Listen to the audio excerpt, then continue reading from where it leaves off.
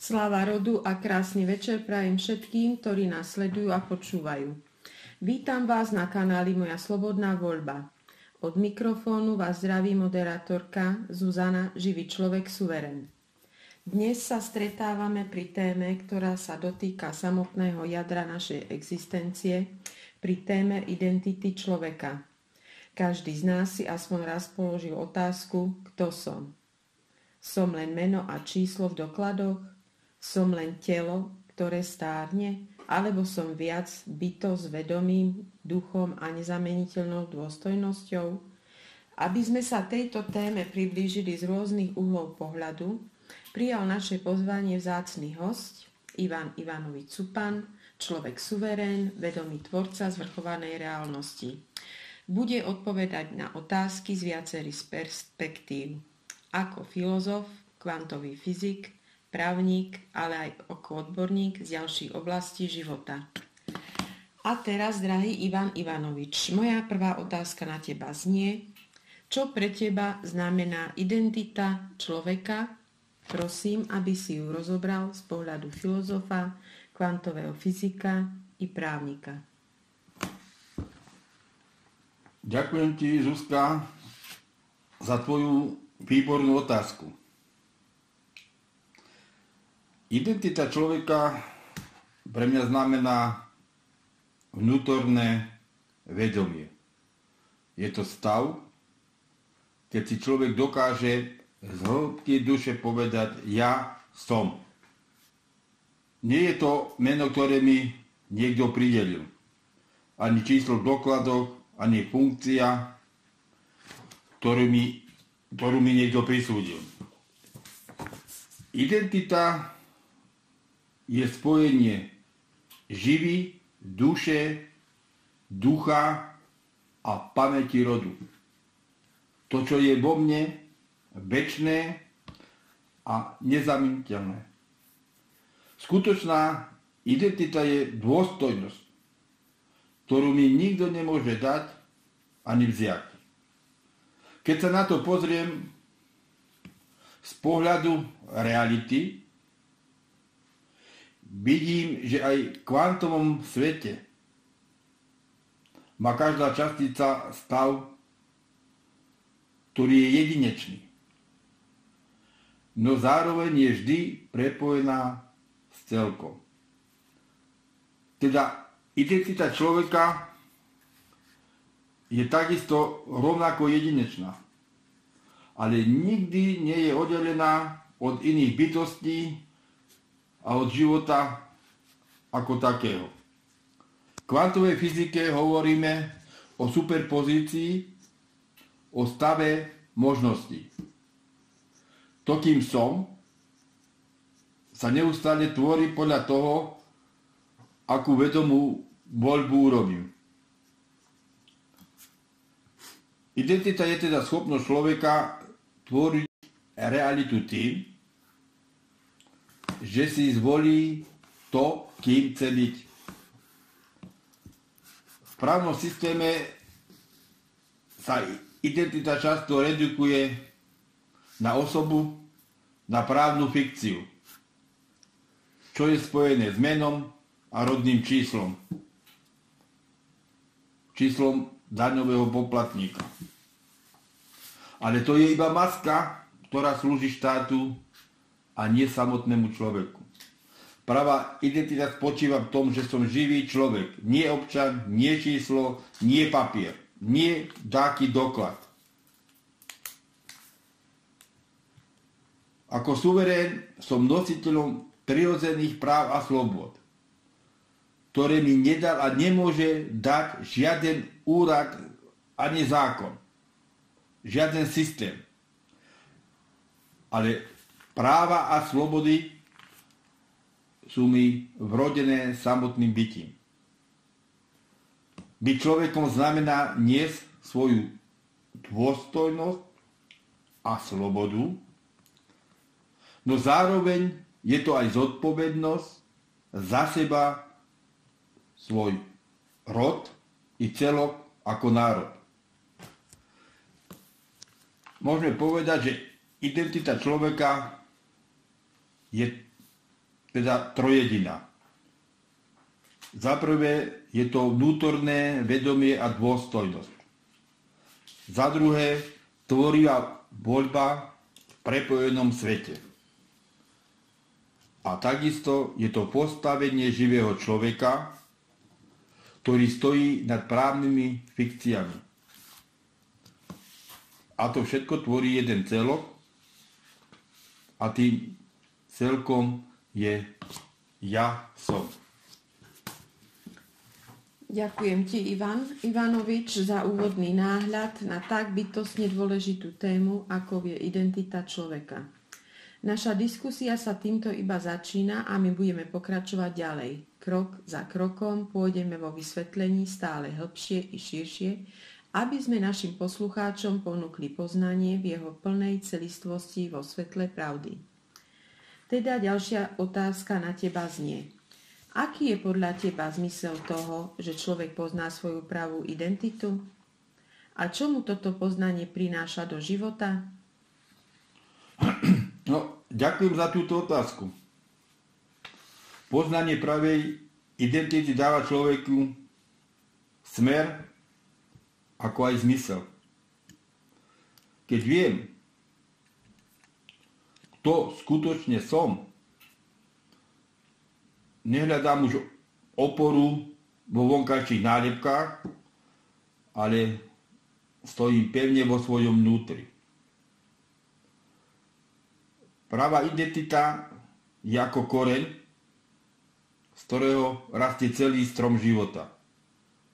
Prináša to pokoj, pretože už prestávam utekať pred sebou samým. Prináša to aj silu, pretože už viem, že moja dôstojnosť a hodnota nie je podmienená niečím cudzím zvonka. Keď človek pozná svoju identitu, uvedomí si, že nie je len pozorovateľ, ale aj tvorca reality.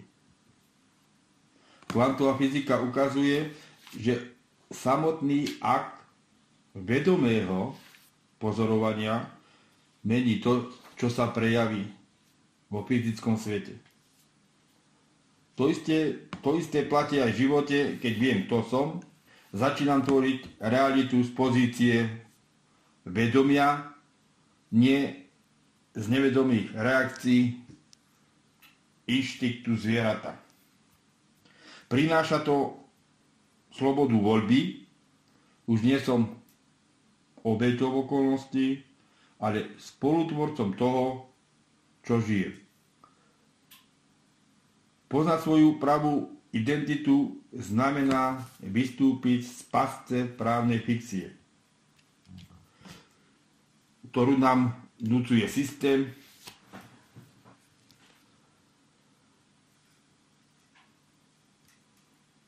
či už cirkev, štát, alebo nejaká cudzia mocnosť. Ak človek chápe, že nie je občan ani číslo, ale že je živý človek so svojimi vrodenými právami, otvára sa mu celkom nový svet. Prestáva byť podaným a stáva sa suverénom. Bytím, ktoré nesie zodpovednosť za seba, za svoj rod, za svoj národ. Toto poznanie prináša odvahu odmietnúť nespravodlivosť a brániť pravdu i žiť život v slobode, ale nie ďalej v ilúzii. Zmysel poznania pravej identity je v tom, že človek prestáva byť blúdiacím tieňom a stáva sa vedomým tvorcom. A tomu prináša pokoj, silu, slobodu, aj zodpovednosť. Toto je základ, na ktorom môže rásť nový svet. Áno, ďakujem ti za túto múdru a hlbokú odpoveď. Keď však človek spozná svoju pravú identitu, neovplyvní to iba jeho samotného, ale aj jeho okolie. Moja ďalšia otázka na teba teda znie. Ako podľa teba pravá identita človeka mení jeho vzťahy, rodinu a celé spoločenstvo? Keď človek pozná svoju identitu, začína žiť z pravdy. No a pravda má moc premieňať vzťahy. Už nepotrebuje človek hrať úlohy, nosiť masku či pretvárku, ale žije autentický život. V rodine to prináša viac dôvery, pretože sa prestáva klamať človek sám sebe, ale aj iným. V spoločenstve takýto človek sa stáva nositeľom svetla, ktoré inšpiruje ostatných, aby sa tiež prebudzali k vlastnej dôstojnosti. V kvantovom poli je všetko prepojené. Ak sa zmení stav jednej častice, ovplyvní to celé pole. No a to isté samozrejme platí aj pre človeka.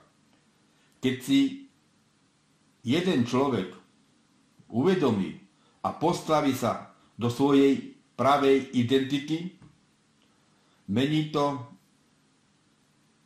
vibráciu celého okolia.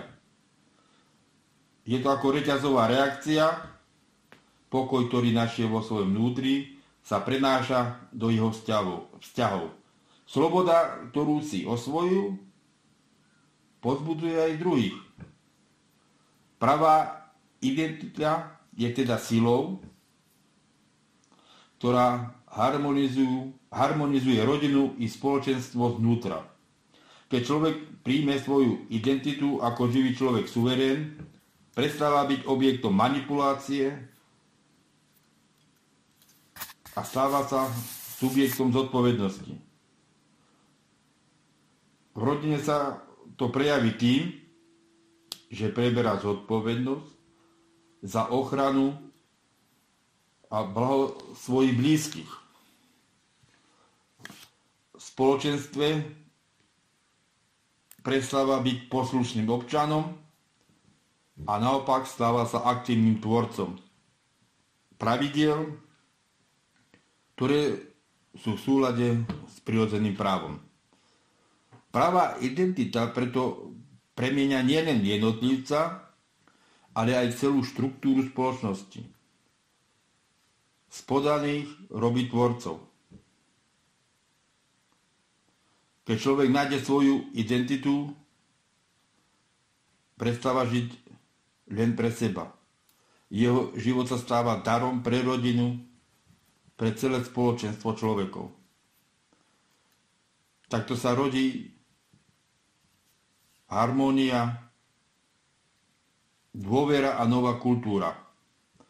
Kultúra, ktorá stojí na dôstojnosti každého jedného človeka suveréna. Ivan Ivanovič, moja ďalšia otázka znie. Ako sa môže živý človek suverén vedome oslobodiť od právnej fikcie, ktorá mu bola pridelená, a postaviť sa do svojej skutočnej identity? To je výborná otázka, Zuzana. Je dôležité pochopiť a uvedomiť si, že oslobodenie od fikcie začína v mysli a v srdci. Pokiaľ človek verí, že je len občan, číslo alebo úradná položka, stále zotrváva v klamstve. Prvý krok je teda prebudiť sa. Uvedomiť si, ja nie som papier, nie som meno, ja som živý človek. No a keď sa toto poznanie usadí v duši, v tom najhlbšom vnútri človeka, tak človek prestane hrať roľu, ktorú mu núcuje systém. Pravda sa stáva jeho štítom, no a sloboda jeho prirodzeným stavom. Každý systém, aj právny, je len určitá forma reality, ktorá sa prejavuje preto, lebo jej dávame pozornosť. Kvantová fyzika učí, že pozorovateľ spolu vytvára výsledok merania. Na to znamená, že pokiaľ príjmam právnu fikciu, potvrdzujem ju svojou energiou. Keď sa však vedome rozhodnem obrátiť a svoju pozornosť sústredím na pravdu a k vlastnej identite, realita sa začne správať úplne inak. Už nie som bábkou systému, ale tvorcom, ktorý vyžaruje inú vlnovú funkciu. Vtedy sa právna fikcia rozpadá, pretože nemá čím byť živená. Právna fikcia, občan, osoba, číslo je nástrojom kontroly. Živý človek sa od nej oslobodí tým, že sa k nej jednoducho prestane priznávať. No a to sa deje v 3 základných krokoch. Za prvé je to uvedomenie si, keď jasne poviem, ja nie som osoba, ja som človek. Za druhé je to vyhlásenie, slovom a písmom dám najavo, že som živý človek, suverén, ktorý stojí nad fikciou. No a samozrejme je to žitie tejto pravdy. Keď konám v súlade s touto identitou a už sa nespolieham na práva, ktoré mi dáva štát, ale uplatňujem prirodzené právo, ktoré mi patrí od narodenia. Týmto krokom sa človek prestáva nachádzať v pozícii objektu moci a stáva sa subjektom slobody.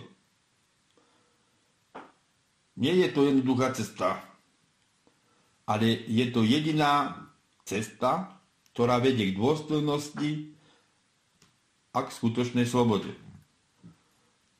Oslobodiť sa od právnej fikcie znamená prestať veriť v klamstvo, obrátiť sa do svojho vnútra, odobrať tej právnej fikcii svoju pozornosť a postaviť sa do pravdy. Slovom, skutkom, činom, teda životom. Vtedy sa občan stáva živým človekom, suverénom, ktorý stojí pevne vo svojej dôstojnosti. Ďakujeme ti za tvoje slova, Ivan Ivanovič. Ak je teda identita človeka zakorenená v hlbokom ja som, prichádza mi jednoduchá, no pritom veľmi podstatná otázka. Ako môže človek skutočne spoznať svoju pravú identitu?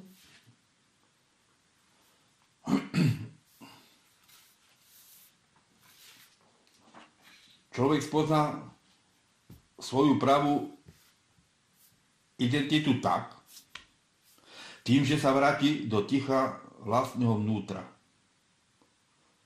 Nie v knihách, nie v dokladoch, ale v hĺbke duše zaznie odpoveď. Keď si položí otázku, kto som. No ak dokáže v pokoji a pravdivo povedať, ja som, vtedy nachádza identitu. Je to cesta seba spoznávania, cesta odvahy a úprimnosti k sebe samému. Identita nie je niečo, čo príjmem zvonka, ale je to plameň, živa, ktorý objavím vo svojom srdci. Poznať svoju identitu znamená uvedomiť si, že som súčasťou univerzálneho poľa, no zároveň aj jedinečným prejavom tohto poľa. Človek spozná svoju pravú identitu, keď zistí, že je zároveň pozorovateľom aj tvorcom. Že je maliarom, obrazom aj plátnom zároveň. Prakticky to znamená prestať sa stotožňovať s náhodnými rodami a namiesto toho si vedome vybrať to, kým chcem byť. Identita sa odkrýva v každej vedomej voľbe, keď sa rozhodnem konať z lásky a nie zo strachu, z tvorivosti a nie z pasivity. Takto krok za krokom odhaľujem, to v skutočnosti som. Spoznať svoju identitu znamená oddeliť sa od fikcie. Štát a systém mi hovoria, ty si občan, ty si číslo, ty si osoba. Ale ja sa pýtam, je to pravda? No a keď človek nájde odvahu priznať si, že tieto nálepky nie sú jeho podstatou, to v okamihu sa začína prebúdzať. Prvým praktickým krokom je vyhlásenie ja som živý človek suverén, vedomý tvorca zvrchovanej reálnosti. Druhým krokom je život v súlade s touto pravdou, stáť si za svojimi prirodzenými právami a samozrejme aj niesť zodpovednosť za svoje rozhodnutia. Vtedy sa právna fikcia rozsype, lebo prestane mať moc nad človekom. Človek spozná svoju pravú identitu nie tým, že ju nájde napísané niekde zvonka, ale tým, že sa k nej prihlási, že sa prebudí vo svojom vnútri. Je to cesta seba spoznania, cesta vedomých volieb a odvážneho postoja voči svetu, a jej kľúčové slova sú ja som. Drahí priatelia, dnešné glagolenie sa nieslo v znamení témy, ktorá sa dotýka každého z nás, témy identity človeka.